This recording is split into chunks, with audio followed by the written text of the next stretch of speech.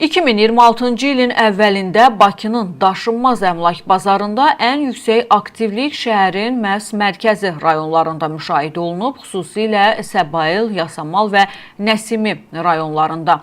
Bu daha çox mənzil alan olub. Bu rayonların mərkəzi ərazilərində yerləşməsi, xüsusilə də inkişaf etmiş biznes, xidmət infrastrukturu və həmçinin yeni tikinti layihələrinin də bu ərazidə olması burada ev alanların sayını sürətlə artırır. Xüsusilə də Səbail rayonunda torpaq sahələrinin məhdudluğu və premium segmentin payının yüksək olması qiymətlərin daha dinamik artmasına təsir edir. Bəs bu ərazilərdə mənzillərin baha olmasının başqa hansı səbəbləri var?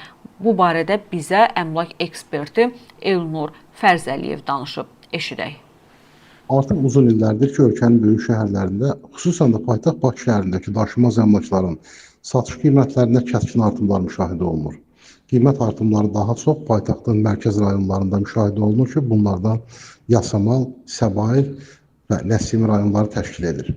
Buna əsas səbəb bu rayonlarda baş verən söküntülər səbəbindən çox mənzilli yaşayış binalarının, xüsusən də qəzalı vəziyyətdə istismar müddətini bitirmiş binalar və fərdi yaşayış evlərinin sökülməsi səbəbindən bu ərazilərdə mənzil fondunda azalmalar müşahidə olunur və azalmalar səbəbindən də tələbatın artması qiymətlərə öz təsirini göstərir.